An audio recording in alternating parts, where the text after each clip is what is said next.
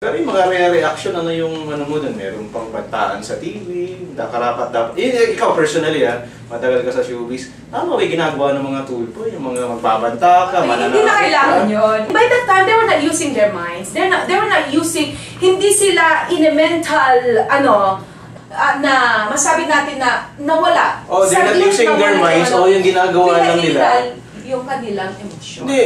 Promotion ba yun? Nagpapasikat lang kasi pinapakita nila sa mga taong bayan na siga sila, matapang sila. Ganun ba yun?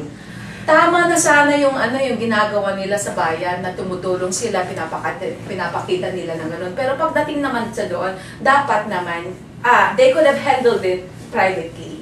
Pwede ka naman magmura pero not in front of the camera. Yung mag-asawang Claudine at Raymart, kilala sila sa palaging sa issues marami silang mga yung mga private issues nila lumalabas ito may nagsabi sa akin, hindi kaya gimmick lang to.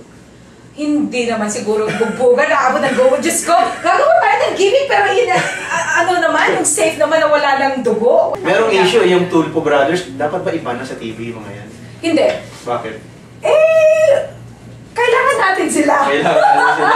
Kailangan natin sila kasi use nga sa kanila pero nakakatulong din talaga. Marami silang naitutulong. Marami namang ways para tumulong pero hindi ka naman kailangan mambully. Hindi.